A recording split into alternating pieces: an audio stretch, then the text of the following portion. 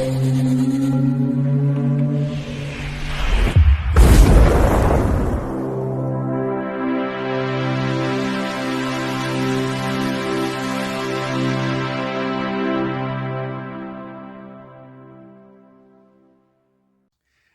Bayek, it's me, and in today's video, well, I'm continuing my look at classic Doctor Who. Yes, the Golden Age. It's absolutely brilliant, classic Who. And this is the Twin Dilemma from 1984. Now, previously, we had The Caves of Andromeda, and the next one will be Attack of the Cybermen. Now, this is from season 21. Now, this was the 7th story, and it comprises of 4 episodes. Now, this was unique in that it followed on from Peter Davison's regeneration as the 5th Doctor. So we have one episode here to see what the new Doctor is going to be like. And I think, unfortunately, it was a bit of a mistake. I can see why now, watching this episode again, why it has such a bad reputation. But maybe we should look at it a bit more and reassess the reasons around that.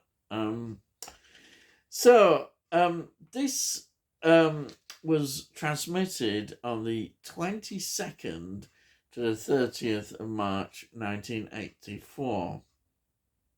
And it's written by Anthony Stephen.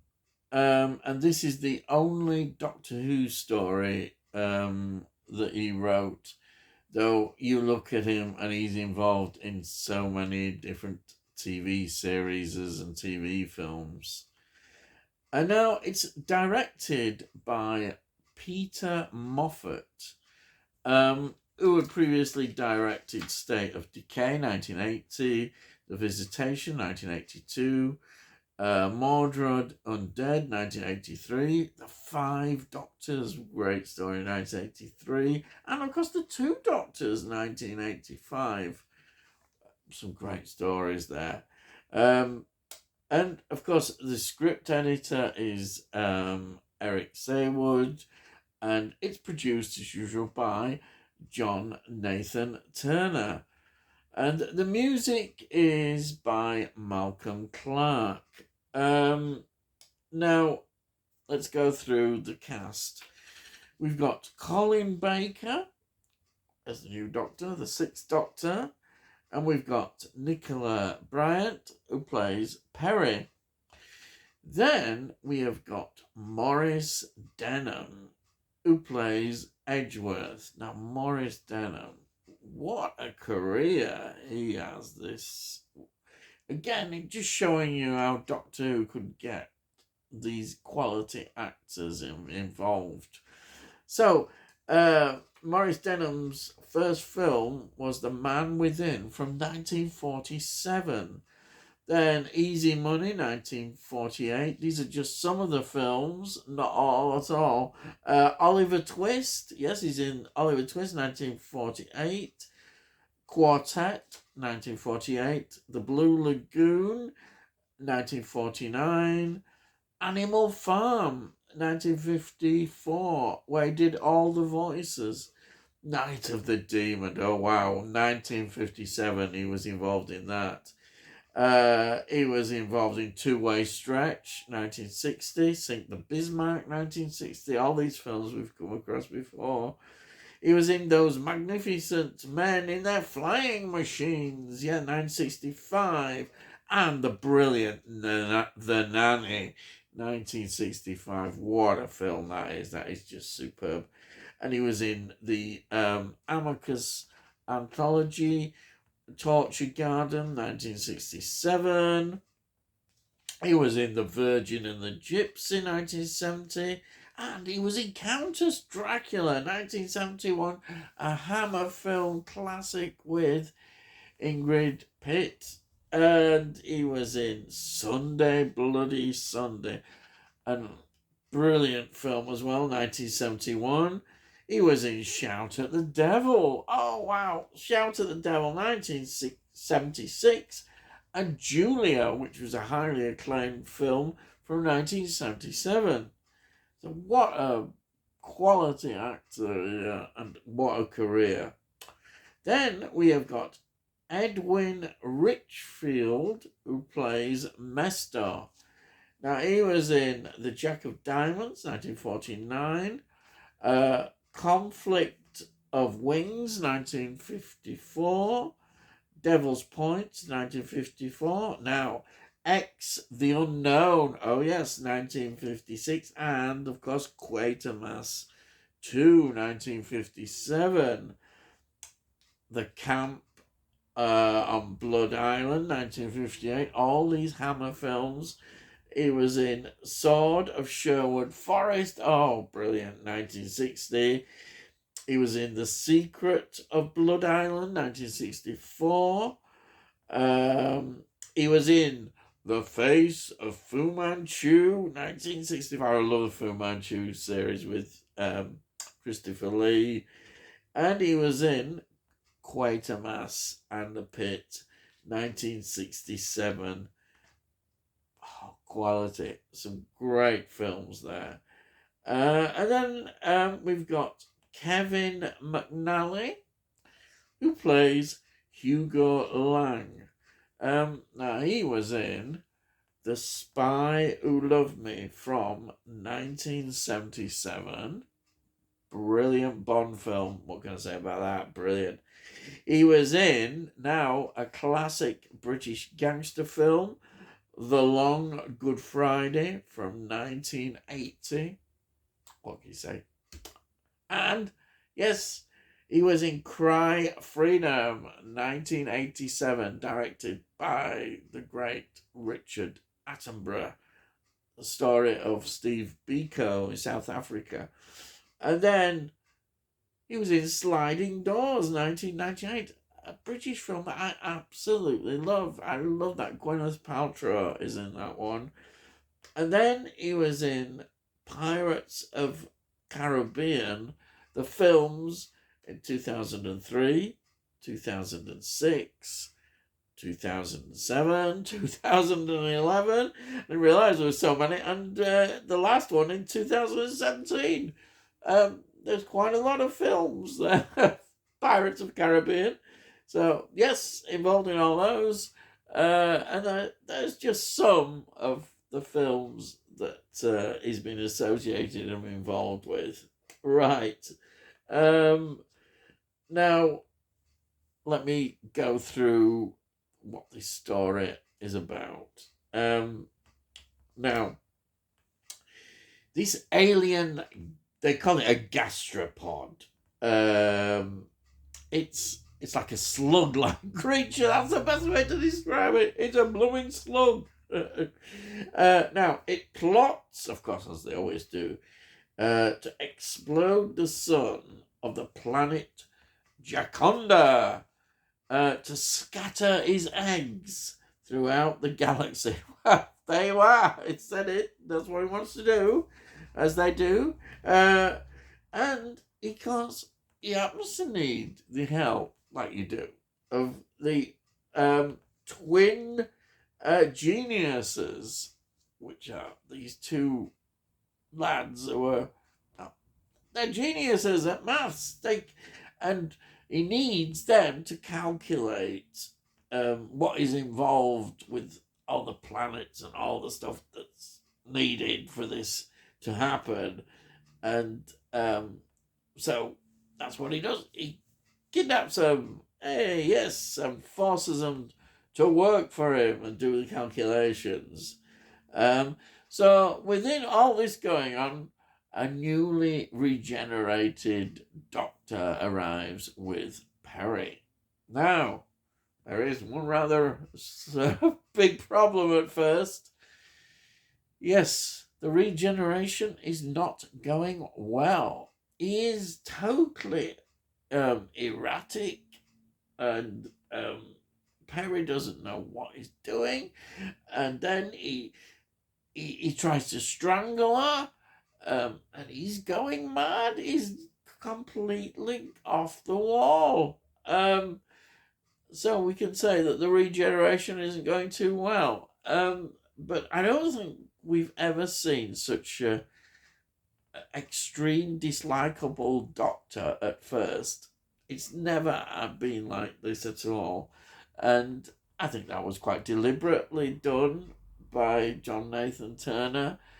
Um, but the problem is, of course, it reflects badly on the new Doctor, so he doesn't get a very good start in terms of fans thinking, "Oh my, this is not the Doctor. What is going on here? He's unlikable totally." And of course, this was part of season 21. It was a new idea, so the the regeneration of the fifth Doctor, we saw the first story of the new sixth Doctor. After that, straight away, normally you'd wait, there's a gap, but we didn't. So people were left with this terrible impression, um, of, through to the next season. And I don't think it's went down well at all with fans. It just didn't. And, I felt the same. What on earth have we just done? You never think of the Doctor of being so unlikable. He's not. He's always, even if his regeneration is a bit off, he's still likable, and he's not here. And I think it certainly upset a lot of people who felt this was not Doctor Who. And I think it's been rather unfair on Colin Baker. He had to deal with that script, and I was one of those who at one time who said it was, your least favourite Doctor. And I love them all, but I would have put Colin Baker probably at the bottom virtually. But I think when you look at his stories in the next season 22, there are some redeeming factors, and there are some quite decent stories, and you kind of warm to him a lot more, especially on reflection. So I'm going to look forward to when we go through the the next stories from the Attack of the Cybermen, which I know is quite a good story. So that has always been Colin Baker's problem, this impression.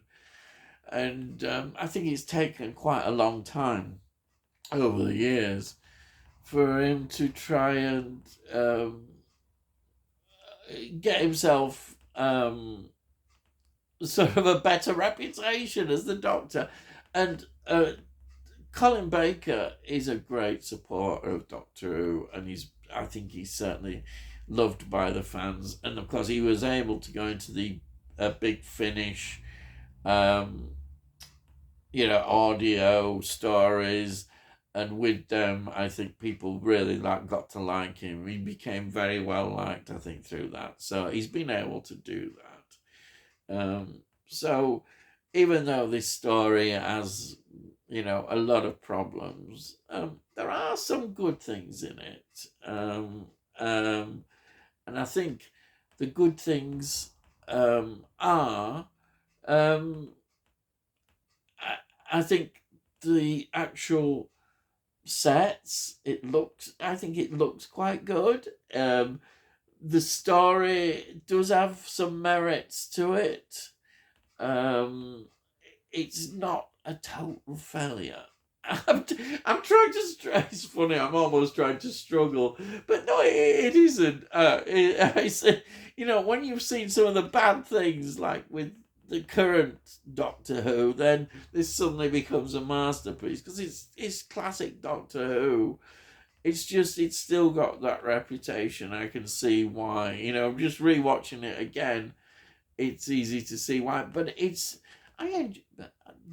almost heresy, but I did actually enjoy it, and knowing, I suppose, what is to come, that the Sixth Doctor does become more likable.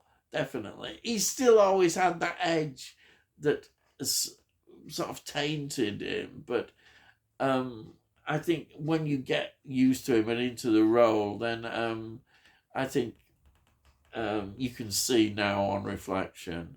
And for him, it was unfortunate, and for the programme, really. It's almost like the powers that be at the BBC was so looking forward to getting rid of Doctor Who by this time with the ratings and everything. And, this would be perfect excuse now with this new Doctor. And I think they felt with the trial of the Time Lord, because there was a hiatus in that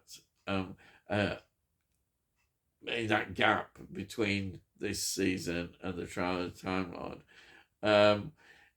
It was all deliberately running the show down. It really was. And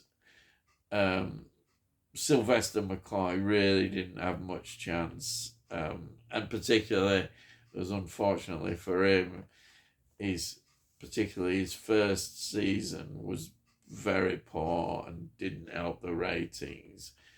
But his last season was really good, but it was too late then. But maybe Doctor Who, on reflection, needed this, as we can quite clearly see with the new Doctor Who. It needs another rest as soon as possible, please.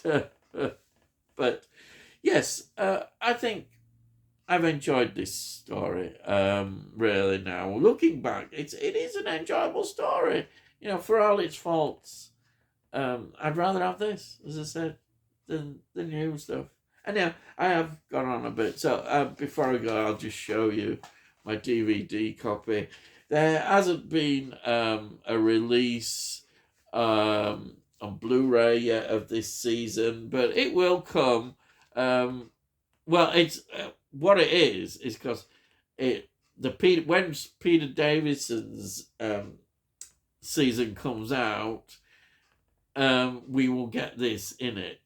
So that will be great when that happens, and I think that will happen quite soon. I think Peter Davison's is due. I think it is. They haven't announced it yet, but I think they have. Anyway, I'm going on a bit here. But yeah, this is the lovely DVD copy that I've got. And nice little illustrated disc and this lovely little leaflet that they always put in. Love that.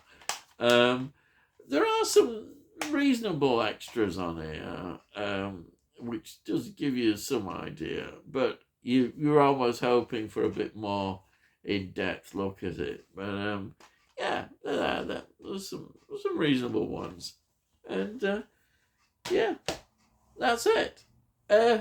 So hope you've enjoyed that. Now, if you're new to the channel, please subscribe, and we'll let you know when I put out these videos. And you can always look in the playlist, and you can see all the sort of reviews that I've done. And I do a lot of films as well as TV shows, and also a bit of nostalgia, a bit of music as well, all that kind of stuff.